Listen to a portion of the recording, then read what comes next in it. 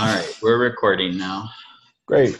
All right, everybody, welcome. Let's do introductions. Just tell us your roles. I am the facilitator. James? I'm the challenger. Avon? I am the jokester. Daniela? I'm the submitter. And Joey? The host. All right. Let's start with the jokester. Let's hear the joke of the day, Haven. Okay, so I'm really corny and really simple, but this made me crack up tonight. It's only one joke. Okay. What's the best thing about Switzerland? The chocolate. The cheese. No one knows. Okay. I don't know, but the flag is a big plus. Oh my god. Wow. I died laughing, so. Oh my gosh. Okay. We need to get out more. Yeah. All right. Team building activity.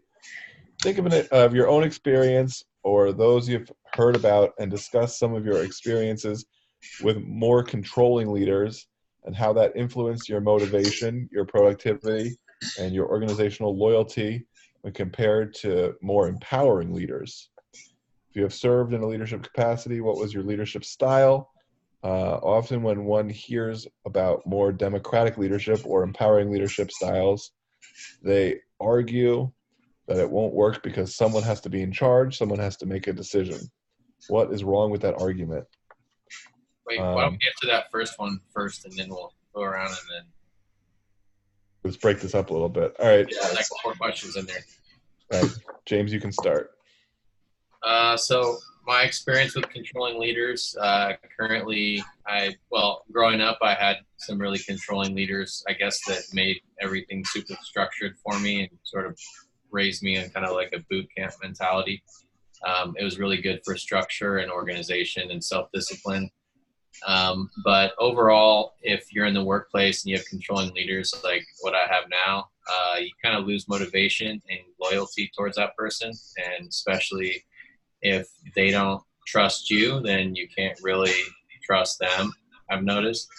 And yeah, you end up not communicating as much. And a leader that's more empowering will give you more freedom and you rely on them less. And I feel like micromanagers and people that are controlling and authoritative type leaders, like I am naturally, just everyone ends up hating you, and regardless of whether you're right or wrong.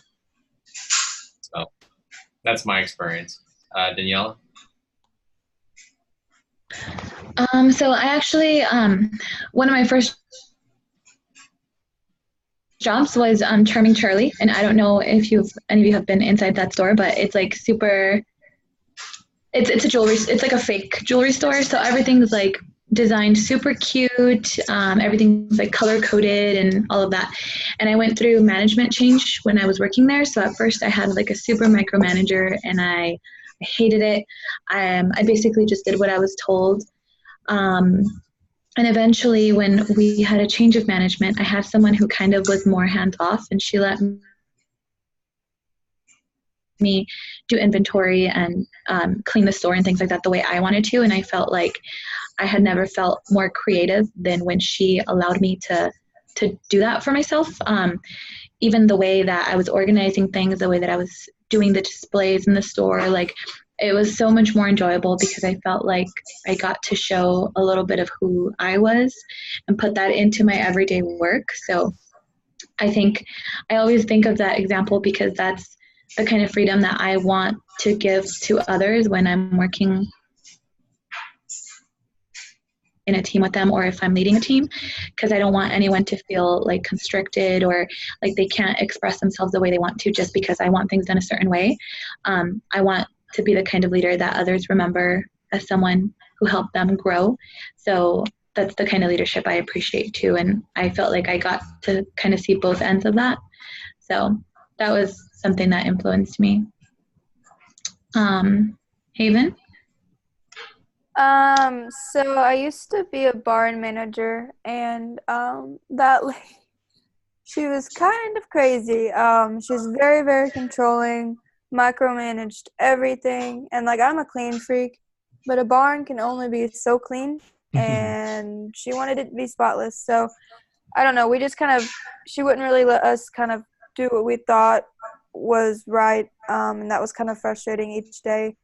And she wasn't even there that often, but like she would still get mad at things, and it didn't make any sense at all. And I didn't like that job at all. But the job I'm at now, I basically have the freedom to kind of do what I think needs to be done because my manager kind of trusts how he trained us.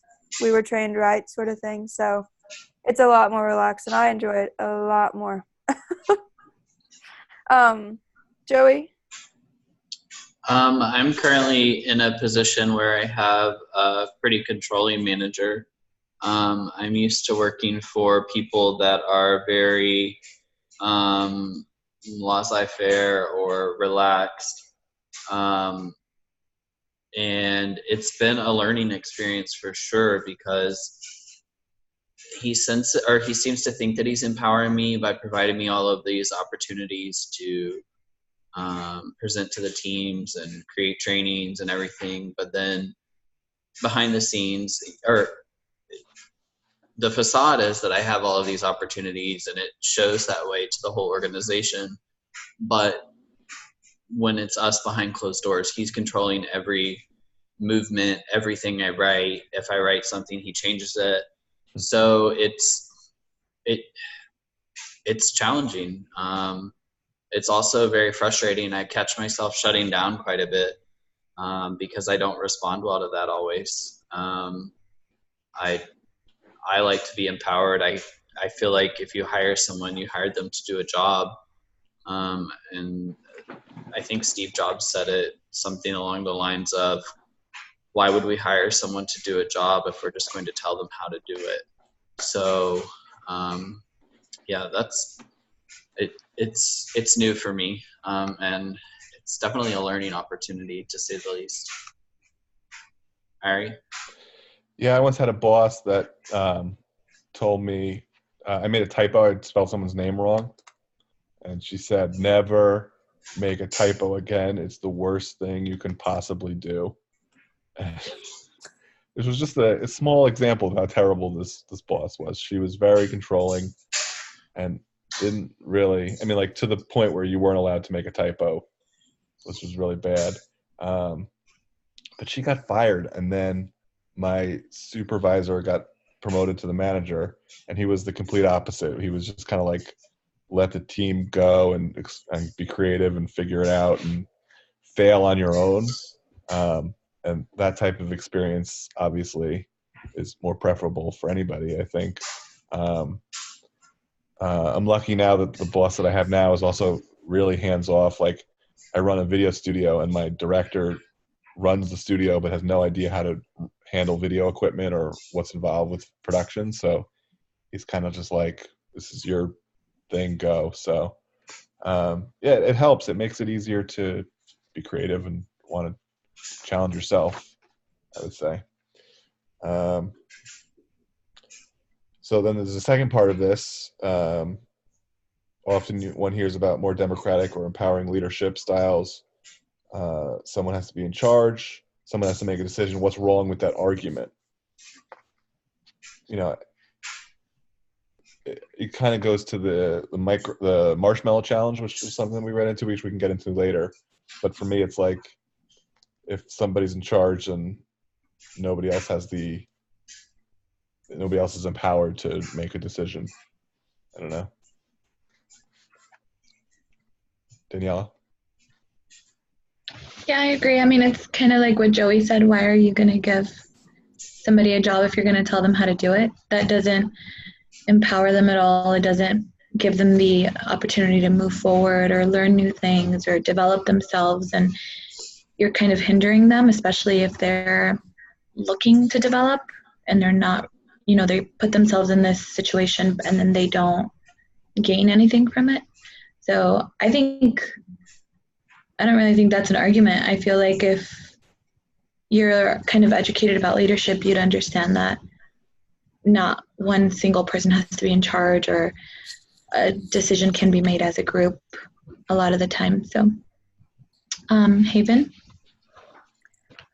I'm kind of in the same boat that ultimately a decision has to be made, but that decision doesn't have to be made by any certain someone. Everyone can kind of figure it out together. That sort of thing. I don't know. I've always grown up with like people talking about like someone's in charge, whether it's the older sibling or the parents or the teachers, and I guess that's just kind of like in our nature by now. But kind of like this class and other classes have kind of been like, I think it's more efficient if, yes, come to an ultimatum about whatever you're doing, but don't just depend on one person, because then you'll get all that dead space and it's just kind of pointless at that point. Joey?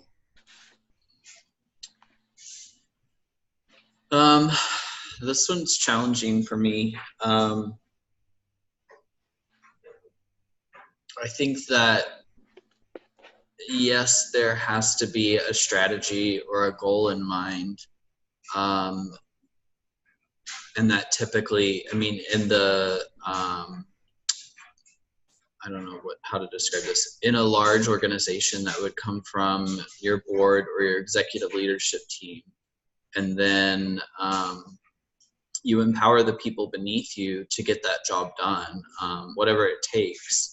I don't look to my CEO or COO as people being in charge. I just think that they're in a position to have the final yes or no response. I wouldn't even say that they're making decisions for the organization entirely, other than that final, sure, that's fine, or yeah, let's go that way, or no, can you rethink that?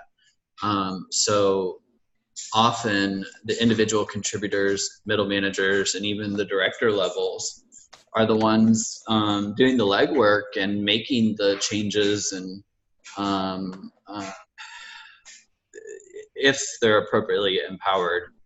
I mean, that can go the other way entirely, but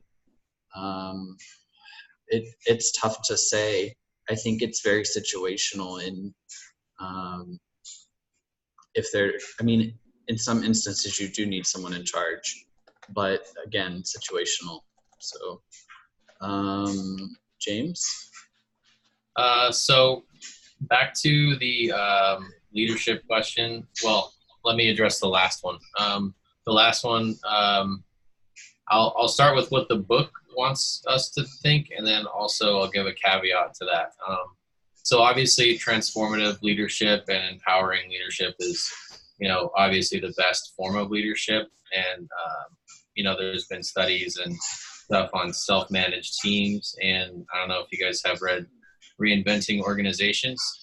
It's a book all about the type of organizations that are currently ran, and differences between hierarchical organizations and self-managed organizations, where everyone sort of has a say and everyone works together and everyone cross-trains and everybody is sort of a leader in a sense. And it's a lot less specialized because people are trained on different areas. So obviously transformative is the best style, but I think if we look at certain organizations, I think they work in a lot better fashion. They call it an orange organization, where it's hierarchical and it's ran where, there's different levels and different decision-making styles. Like, let's say the military. I mean, that's a perfect example of somewhere where you can't have, everyone making decisions. There's plenty of other examples, but in a lot of cases, I feel like organizations are best ran actually by the hierarchy versus, when you have a lot of unskilled workers, that's another situation where you have to have a hierarchy of some sort, especially in manufacturing and that sort of thing. There are a lot of organizations that allow for that type of transformative leadership and self-management, but I think that a lot of organizations are just not built for it. But for sure, that's what they want us to say. With that said, my leadership style is authoritative or autocratic, just naturally. I think it's mainly because of my argument. Since I'm the challenger, I have to challenge this. And I think it's mainly because I'm forced to work with a bunch of unskilled workers. So I sort of am forced in a position where I have to train everyone. I have to micromanage everyone. Nobody's skilled. I'm put in charge of everyone and everything. And I also, I'm a lead. I'm not a boss. And you guys have seen the illustrations of the difference between a leader and a boss. You know, the leader has to run with the team and pull all the weight, and a boss is sort of just taking the credit and making decisions. So it's hard when you're working with a lot of untrained workers to allow for a transformative, self-managed team, because you know people need to be kind of on the same level in terms of skill. So yeah, that's my caveat to that. Yeah, it's always tough when you have people that are under you that don't know what they're doing, and you want them to learn, but you also know how to do it right. So it's the balance between telling them what to do and letting them figure it out on their own, what's wrong. And depending on the situation, if you have the time to let them fail, or if deadlines are such that you just need to do it yourself. I've struggled with that as well. I'm kind of a perfectionist, and it's like, well, you can do it wrong anyway, so just let me do it. But all right, let's move on to team preparedness. Does everybody read everything? Everybody watched watched the videos? Thumbs up? Yes. Yes. Did anybody miss anything? No. Everybody submitted their notes? Yes. Yes. Good work, everybody. Okay. Let's review Dr. Chanley's feedback from the last meeting. Did we get feedback from the last meeting? I don't think so. I haven't seen that. I haven't seen anything lately. What would it be? It would be 4 point. We're looking for 4 point. 4.2. Let's see, grades for 4. There's a link in there. There's no comp. It's not even been graded. All right. I guess we can talk about that when she provides that next time. We could discuss the interview plan real quick. Yeah, let's get to the. Hold on, let's finish.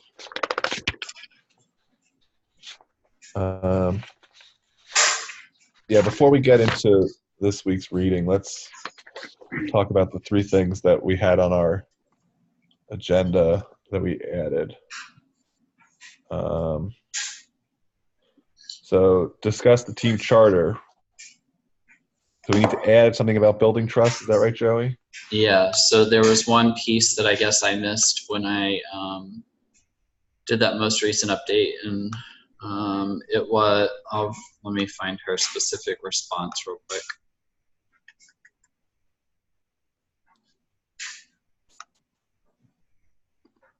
She didn't update the grade, but prior to that, we had several pieces missing. It says, I hate having to ask for this information, but I am not seeing where the missing piece about building trust is in the revised document. So there were 2 or 3 pieces that we added, and I guess I missed calling that one out because I saw trust from a different angle rather than spelling it out explicitly. So I guess in this case it was actually listed that way. So I'm pulling up the assignment now. Sorry, I was looking at some notes.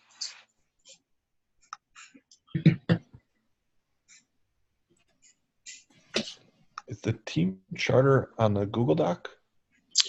Yeah, so the one on the Google Docs probably has blue highlighting. Yeah. I have a Word document on my computer since we're only adding 1 piece, but the one on there is the one that I have a downloaded version of to update so that I can just go ahead and quickly upload it. Okay. I'm still looking for the Assignment itself. Sorry, guys. That was in section 2, right? Yeah. Wait, did you update the charter? I did, and she still didn't like it. She didn't like it? Why? No. Why not? Because we were missing that piece about trust. So team trust. What will you do? Hey, stop, get out. Sorry. What will you do as a team to build trust? Some exercises at the beginning of the meeting. That was a question. So how do you feel as a team we're building trust amongst each other? For me, I think it's just all of the levels of communication that we have that builds trust for me. Yeah, what's that? Well, I'm gonna put it somewhere very explicit so it's not missed. Tell her we'll upload our whole conversation. Right. So trust. My point of view is that communication in general helps to build trust. Trust. Being vulnerable, sharing stuff. Like last meeting, we did a good job. We use. Yeah.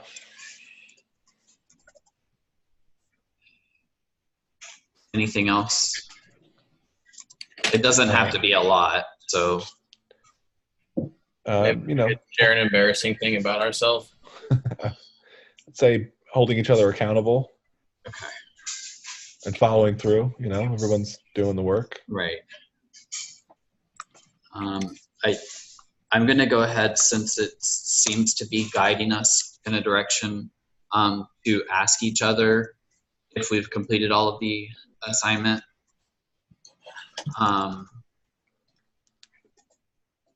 And then discussing if there are any discrepancies at that point. And then you guys said be vulnerable and share.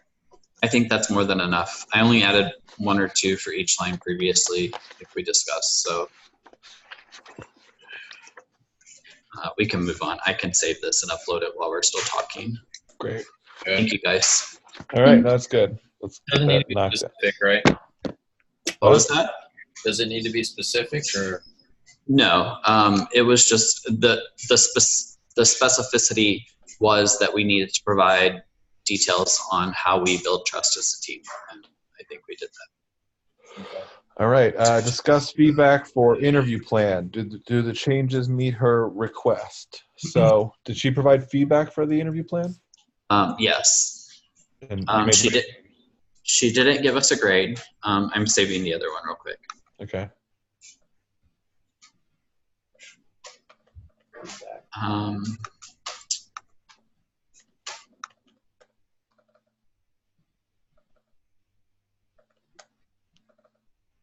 Okay. Sorry, my cat's tearing up a chair, and I had to yell at Alan to come get her. Oh, she said we used the wrong agenda. Yeah, so I don't know if you all saw the link that I sent out today. I took what we wrote in bold and pasted it on the one she gave us. Other than that, I'm not sure if there was anything else to change. I responded to her comment, but I haven't heard back. But from my point of view, that's all she was asking for. Okay. Did you share that as a Google Doc also? I did. I hope you can see it. Team 4 agenda template. Yep.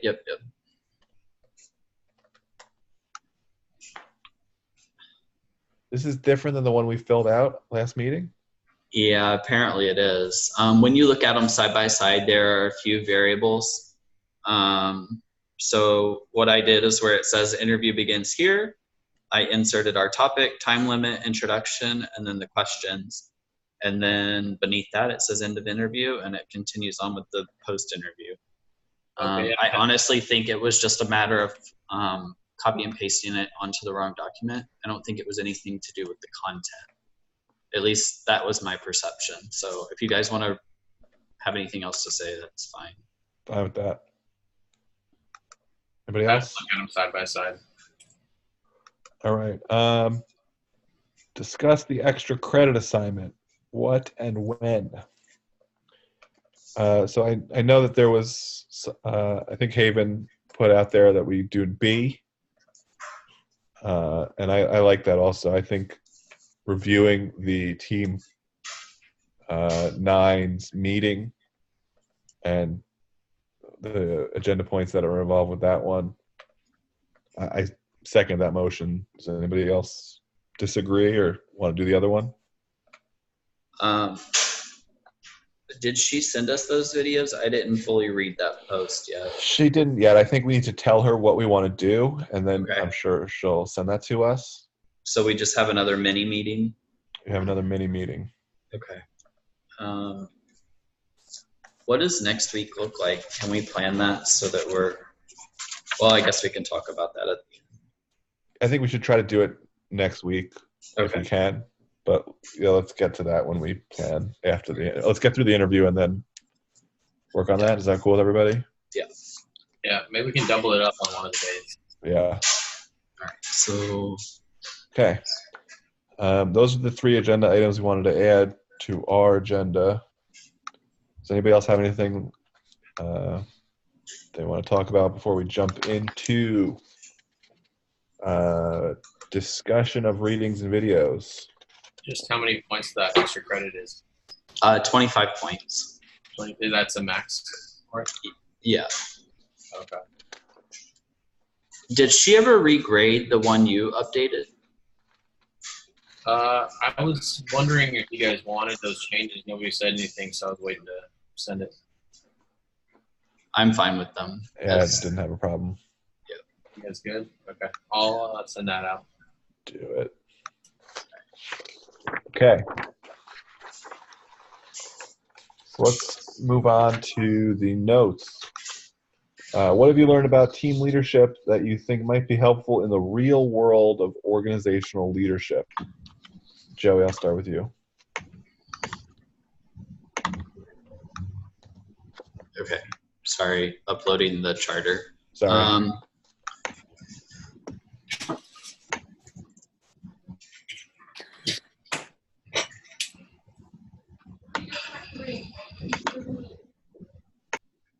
Right, I'll start then. Sorry. That's right. Well, let me just read some of the things that I took notes on and then kind of go from there. Chapter 6 and 7, maybe it's just because I've been in corporate world for almost 10 years. Most of the stuff seemed redundant and just not very inspired to me.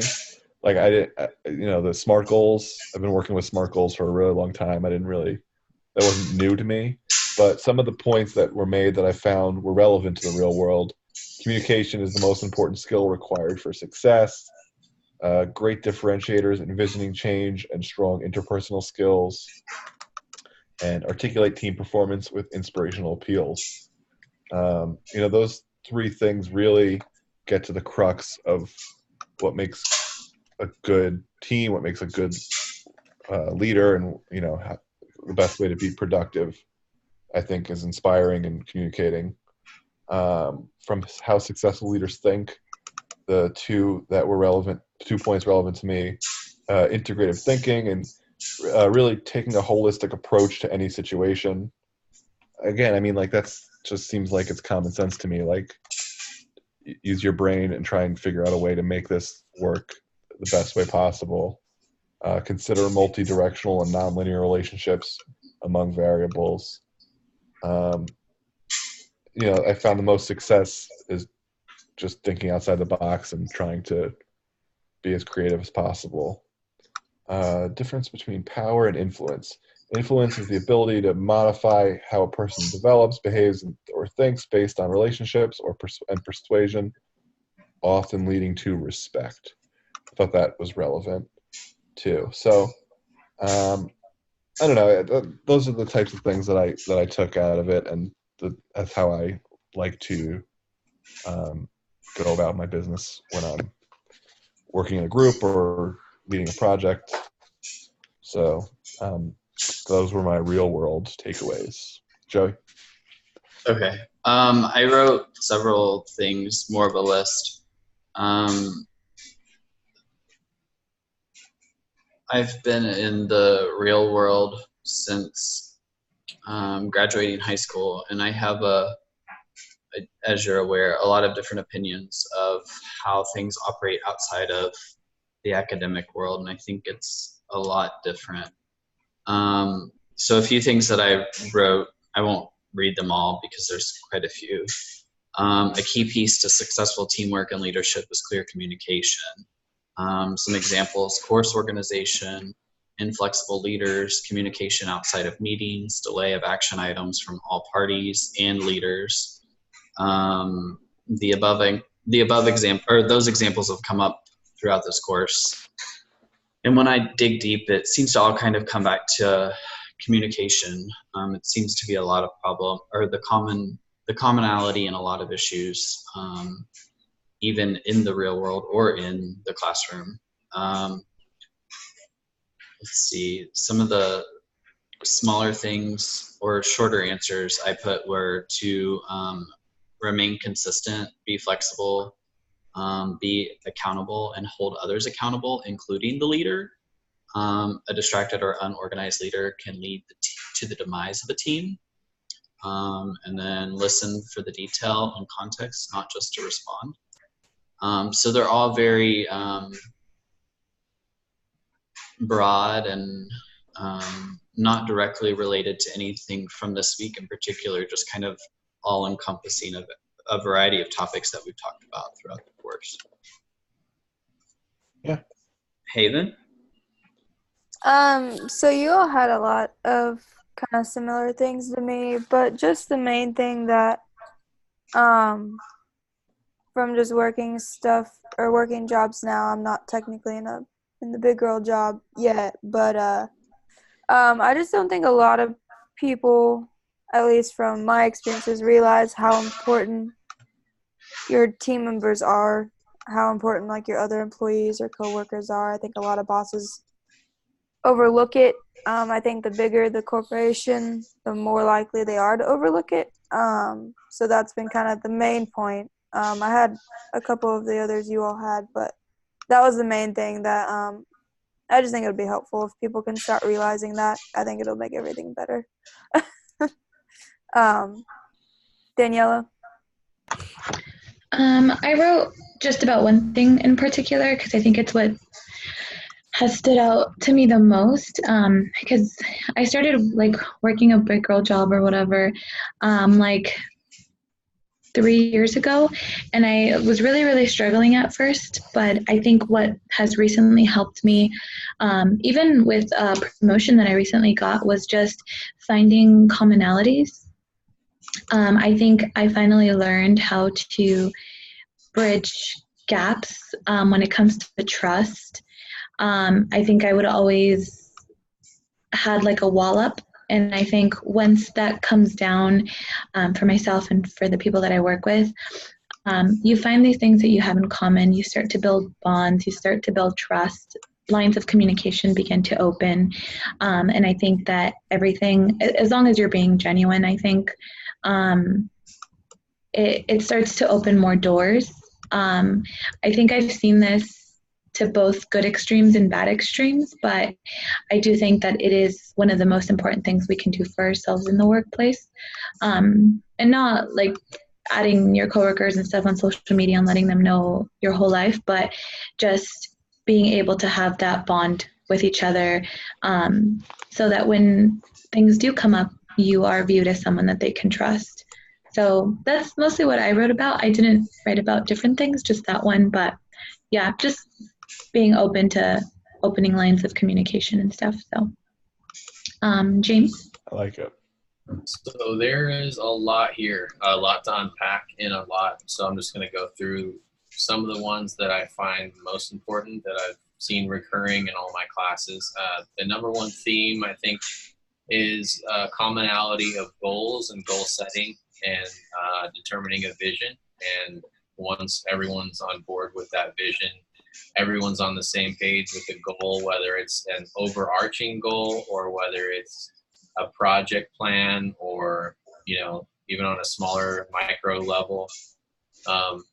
Determining goals and figuring out exactly what everyone's role is in terms of authority, I think, was a good one.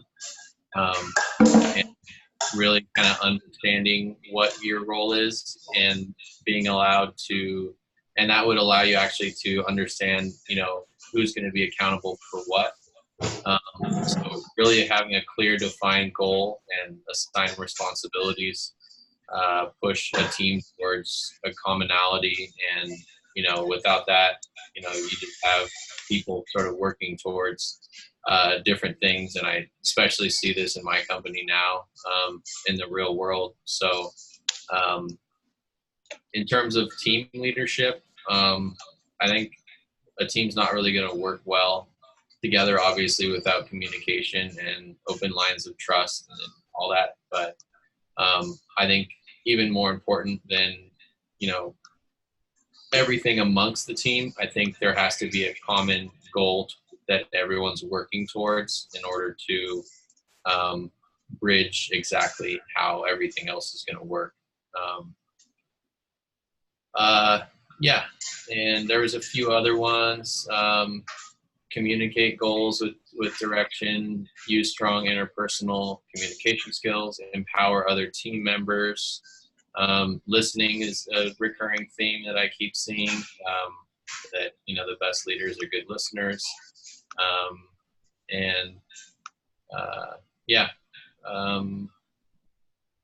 I feel like, knowing vision and goals is probably the most important thing in terms of a team success.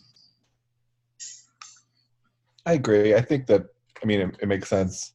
Everybody has a different objective. They're kind of just going to be like, see you later. I'm doing my own thing. I've worked with people like that before, and it's just not, collaborative. All right. In a self-directed team, such as this one, what of the leadership materials can you use now? In other words, what leadership skills can be applied in circumstances where you aren't the designated leader? Daniela? To be honest, I think I might have taken this from a different class, but I remember Joey mentioning like the growth mindset. I think that's what I've learned in a team like this, because I don't, there's not like a prominent leader, and I'm obviously not yeah, and I'm not like the designated leader, but I think the growth mindset allows us to kind of show our best skills and put those together for the good of the team.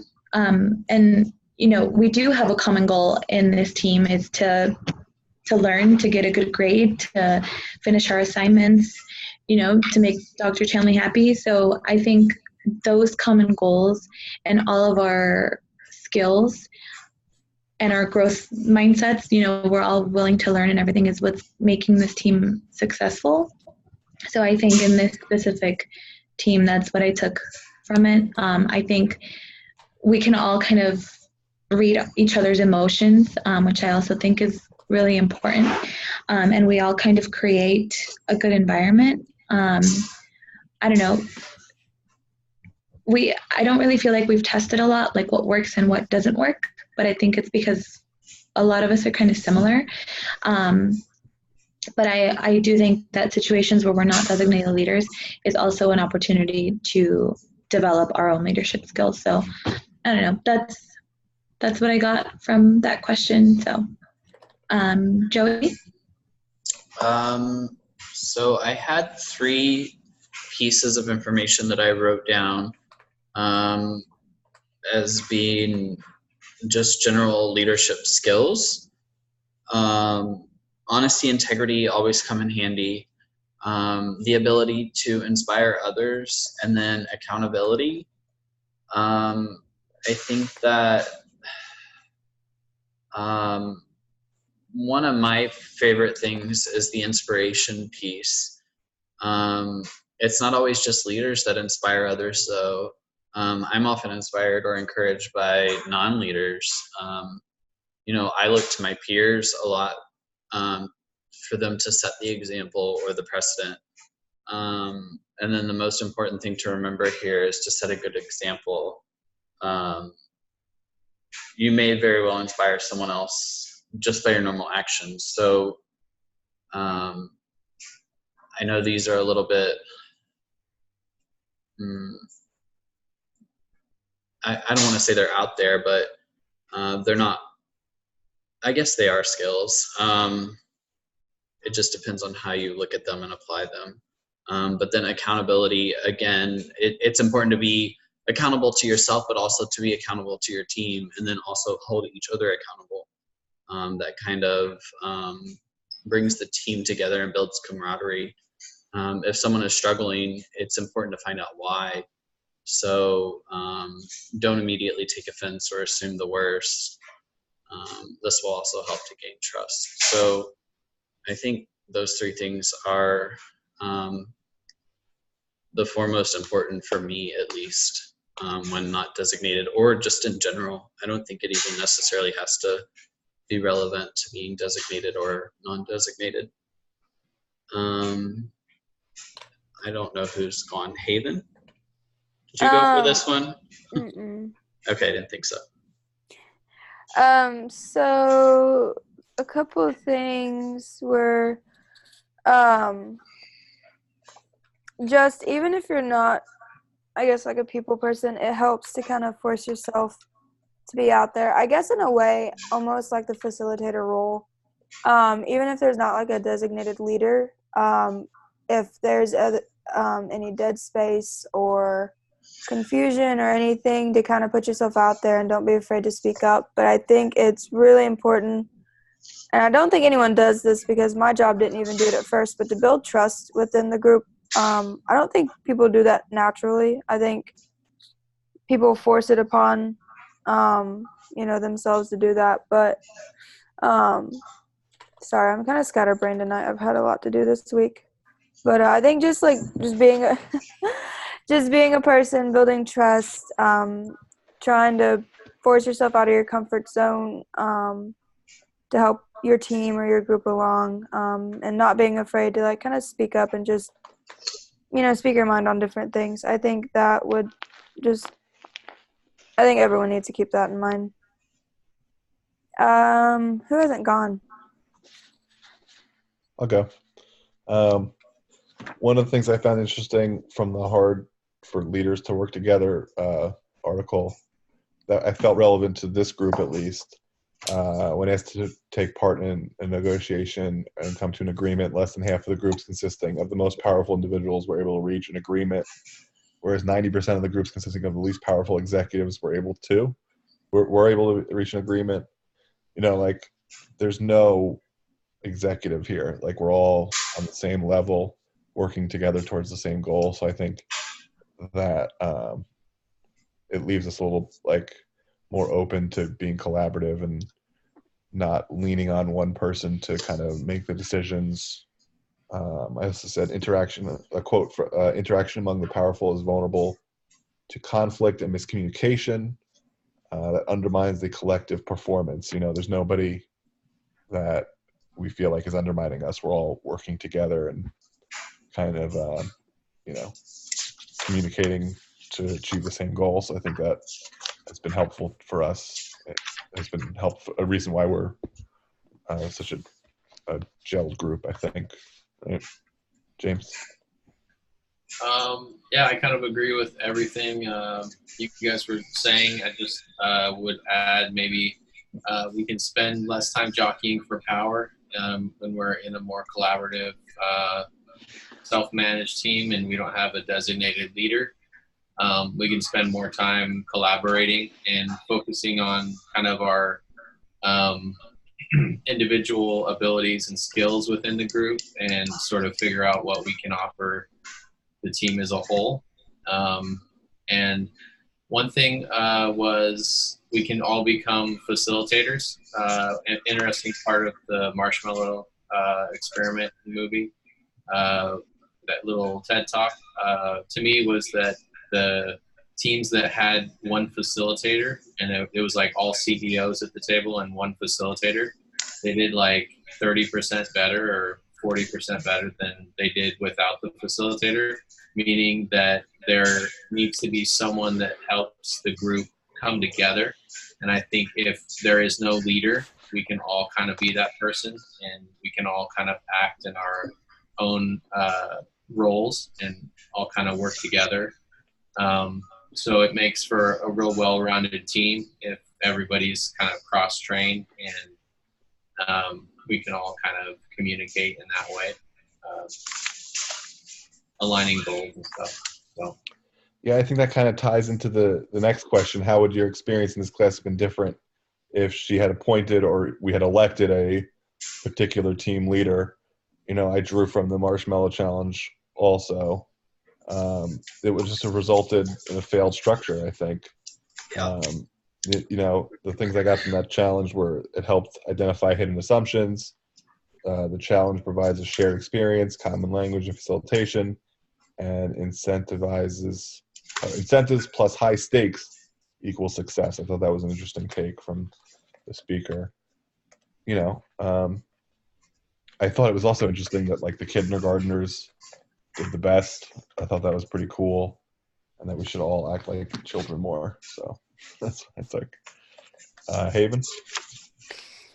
Dear Lord, I don't know what would have happened if we had like assigned a leader. I don't know. I like the way it's been. I know it was hard at first. I just think the flow would have been kind of like a school group project where you had the one person do all the work and then the rest just kind of took credit for it. I feel like that's probably how it would have gone. It's just it probably would have been very enjoyable late nights to do that, so I'm kind of glad it didn't happen that way. But Daniela? I think personally it would have been different. I did like a class that had like pre-selected semester-long roles, and I didn't like it. I didn't have like a leading role or anything like that, and I still felt super uncomfortable. So I feel like this kind of setting kind of like boosts my confidence, because that kind of thing takes time for me. And I feel like, you know, the first couple of weeks I was like, oh, I don't like, I'll just have like an easy role. But I think by like week 3, I was like comfortable enough to ask to be the facilitator, because by then I had seen it be done.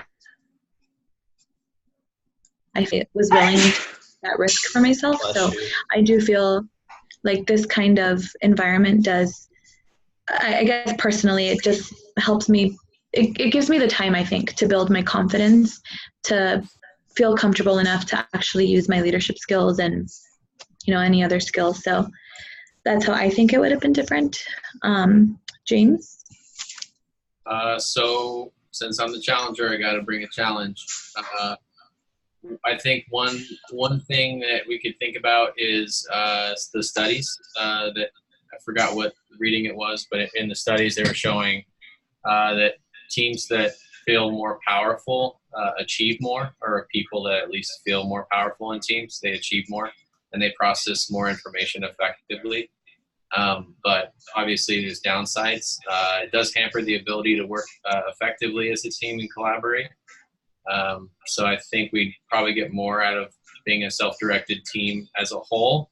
Individually, you might get more as an individual in the situation. But since we only have such a short period of time, and you know, it is important that we kind of get a taste for all the different roles, and we all are kind of striving towards the same thing, and we can all equally achieve those goals. It'd be difficult to choose a team leader anyways. Yeah, sharing accountability would be a lot different as well. So I guess it depends on the project too. I mean, like for this setting, I think a group with no leader kind of works. But if you're on a team with a short-term project that just needs quick guidance, it could be beneficial, you know? Mm-hmm. Joey? I kind of looked at this question as relating it to how we're in a class, and while we're on like these sub teams, we have ultimately the team leader is our professor, not necessarily of this team, but of the course as a whole. So though she's not appointed, she's still kind of guiding the ship from afar. But if we had one directly on the team, I think it could have resulted in even more disgruntledness at times. I'm not saying that people are disgruntled, but we've all had our moment where we're a little confused or upset or frustrated or whatever you want to call it. Ultimately, it could have just been the wrong person that was assigned that role too. I mean, people get into power or into leadership roles that really shouldn't be, and then, well, they destroy a whole country. We all wouldn't have learned the value of being a team leader if we were always looking to one person. And then I summarized this, and I'm going to read this part.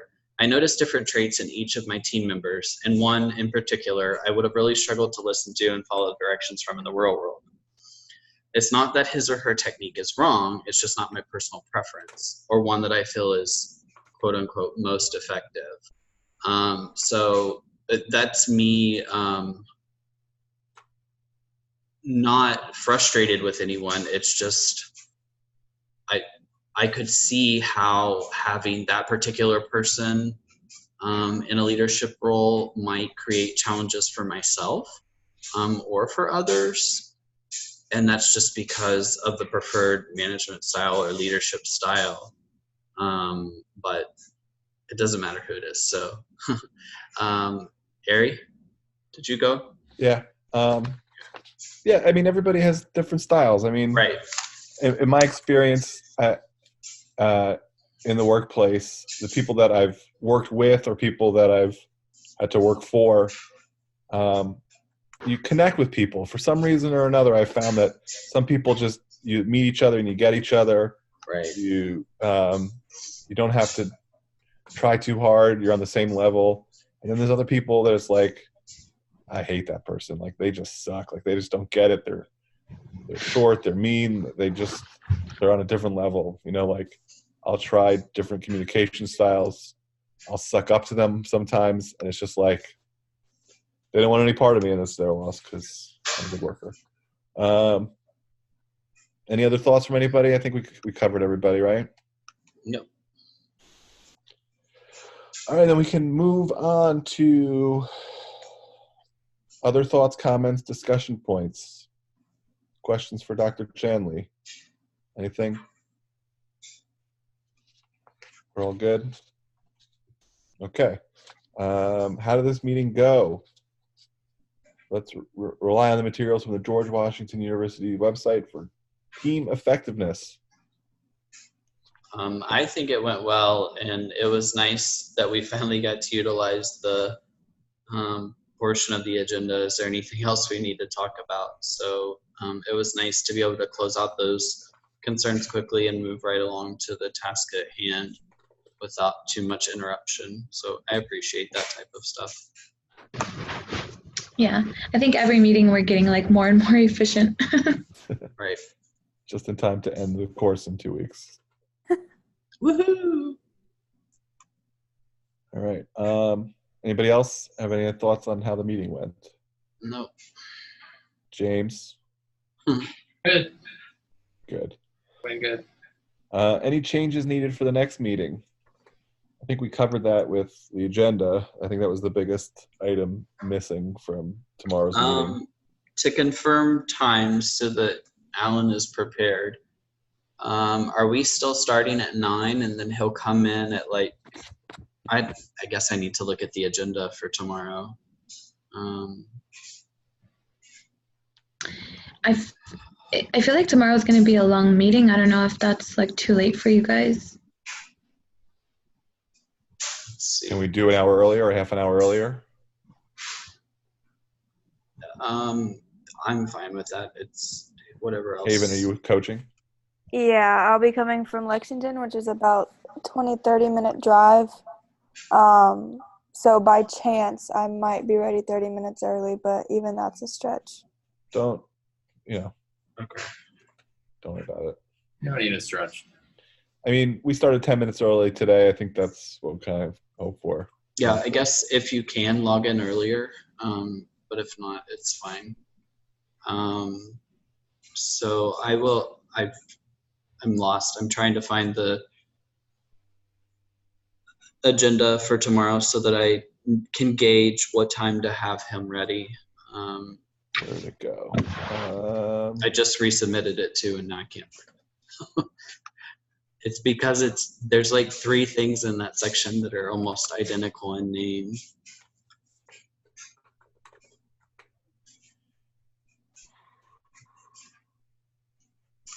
Here we go. I mean, all we need to discuss is the video that Dr. Chanley. We did this already. Or maybe I'm looking at the wrong thing. So there's only 5 things. Start recording, introductions, please give your name and role. We don't have to do a joke. There's no team building activity. And then review agenda and interview guide, make any needed changes. So we could probably accomplish that section in 5 minutes, 5 to 10 minutes. Yeah. I think Do the you bulk of have- it. I wanted to get an updated agenda that you submitted. Yes. Can you send that link out to us? I have it in Word, so I'll have to put it in. Well, I sent it earlier. I didn't change anything just now. Did you not get it? Oh, there it is. There's a joke though in this. It says you can skip. Oh, you can skip this. Why not just delete the? There's no purpose of the first portion other than to say my name. Yeah. Okay. Say my name. Say my name. So do you think we'll reach the hour? I mean, I think we'll reach the hour with the interview. Alan's very long-winded, Good. Good. so he'll ramble a little to help us get there. Okay. Preparation needed for Module 5 assignment discussion. This is the interview. Review instructions. You will use your interview guide, including the items in the template I provided for pre and post discussion. And that is it. And then we have a post interview, but it's basically the last few questions of every agenda. So Right. And I don't think it's going to be as bad as we think. and then after that, after the interview, we'll figure out Module 6 meeting schedule. Okay. Sounds good. So if anyone, I guess we'll plan on starting at 9, but earlier if we get there. And we're just going to go around, right, asking questions? Yeah, I think in the order that we put them on the paper would work best. Okay. Yeah, the agenda. I'm going to print out the agenda so that So it's right in front of me. is the hour just that first part, the interview, and then the 4 questions at the end, is that separate from the hour? Well, the 4 at the end aren't really anything. I mean, we just submit it all at once, but I didn't gather that it needed to be recorded separately, because it's kind of just a follow-up. I don't know why it's numbered again, other than it's called post-interview versus just, it's still a part of the initial agenda. Mm-hmm. So I think we should check that to see if the interview is actually going to be an hour, and then whatever after that is another set time. Well, did you look at the questions? They're literally like, how did this meeting go? And then do we have anything for the next meeting? Any of your changes? Let's see. It's not, there's no content. Yeah, I mean, that's going to take 5 to 7 minutes. Yeah. But James, you want to reach out to her just to double check? That's cool. Yeah. She loves me. There's nothing to submit for Thursday's meeting? No. The Just- response, do we have, no, we just submit a recording. We don't have to submit his responses in writing, right? Same as today. Yeah. That's you, Joey, right? Yeah, so I close this and then it'll appear on my desktop, You have a Mac or a PC? PC. Yes, that's what happened to me. Okay. All right. I'll hope for the best. Oh, I have a question. Huh? Yep. I was wondering if anyone or multiple of you could send me your resume, because I'm writing up mine right now, but I'm kind of struggling with it. Yep. Thank you. Are you on LinkedIn? No, I don't have one. Should I make one? Absolutely. Okay, I will.